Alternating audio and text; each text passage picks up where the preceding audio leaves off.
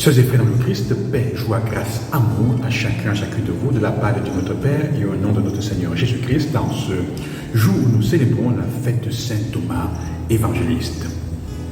Non, plutôt Saint Thomas apôtre, excusez-moi, Saint Thomas apôtre, en ce 3 juin, qui est aussi le premier lundi de la 13e semaine du temps ordinaire.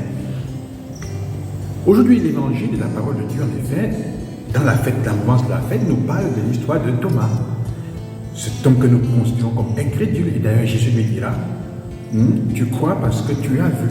Heureux ceux qui croient sans avoir vu. Arrête d'être incrédule et crois. Il s'agit aujourd'hui de prendre Thomas et de le voir un peu comme une partie de chacun de nous. Thomas signifie jumeau, didyme, jumeau. Alors Thomas est aussi un homme honnête. C'est un homme honnête. C'est un homme qui ne cache pas la difficulté qu'il a, la situation dans laquelle il est, pour cette question de la foi avec Dieu. Et l'attitude de Thomas nous fait comprendre que la foi n'est pas exempte de doute. Le doute, de un point de vue, est un processus qui permet aussi à la foi d'avancer. Jésus laisse comprendre que parce que tu as vu, tu crois. Heureux ceux qui croient sans avoir vu. Quelque part, là où il y a la certitude de la vision, il n'y a plus de difficulté de foi. On pourrait à un certain moment dire même que la réalité s'impose à nous et si Dieu se manifestait, il s'imposerait à nous de faire un peu violence à notre foi. Et ce n'est même pas dit que s'il se présentait, nous croirions. Thomas évidemment croit parce qu'il voit les signes dans les mains, sur les pieds de Jésus, bien que le texte ne nous dise pas qu'il l'a touché. Mais puisqu'il a vu. Nous n'avons pas besoin, nous recherchons des certitudes dans la question de la vision, avant de croire, avant de nous lancer, avant de nous plonger et d'avoir confiance dans Dieu.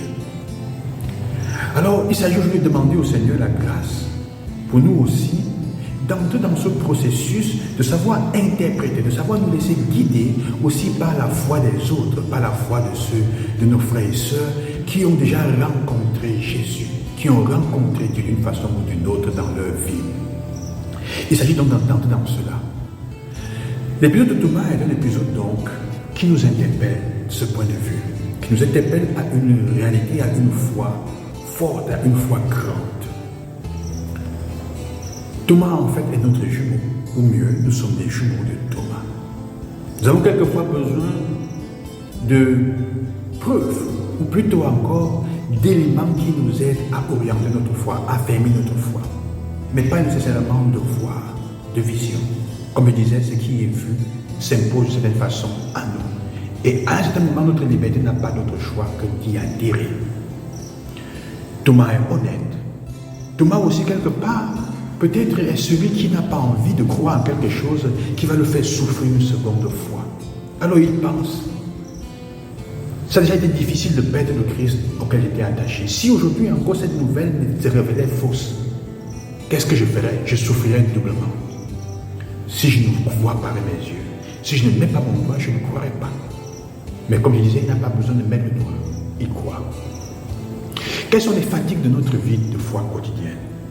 Quelles sont les difficultés dans lesquelles nous sommes? Qu'est-ce qui est aussi difficile à nous faire adhérer à la foi, ou plutôt à Jésus, à ce qu'il nous a dit?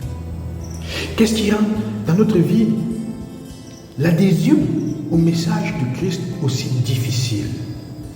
Il s'agit d'individuer cela pour pouvoir demander au Seigneur la grâce dans la prière, d'aller au-delà de cela, d'être guéri de cela. Et en passant donc, nous sommes invités à demander par l'intercession de Saint Thomas la grâce de croire sans avoir vu, de ne pas attendre, de ne pas rechercher à tout prix de voir pour pouvoir croire.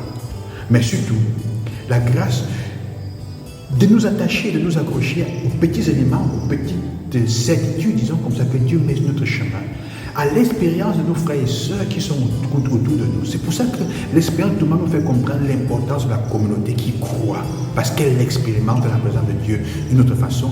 Et elle est elle-même le signe de sa présence, témoin de son corps présent au milieu de nous. Que nous ne sommes pas seuls. Nous avons besoin des autres pour que notre foi soit solide.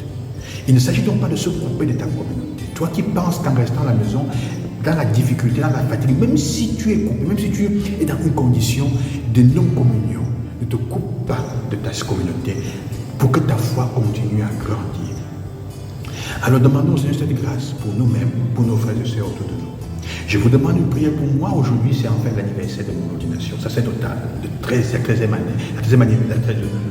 anniversaire de mon ordination sacerdotale. Faites une prière pour moi qui suis aussi un peu comme Thomas.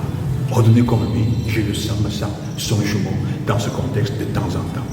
Que le Seigneur vous bénisse, qui vous donne une foi forte, qui vous donne la grâce de croire sans toujours avoir vu, mais surtout de percevoir sur votre chemin le témoignage d'autres frères et sœurs qui ont adhéré au Christ et qui ont confiance et qui témoignent. À demain, je vous bénis, mon Dieu Seigneur, loué soit Jésus-Christ. Bonne fête à tous les Thomas. À demain.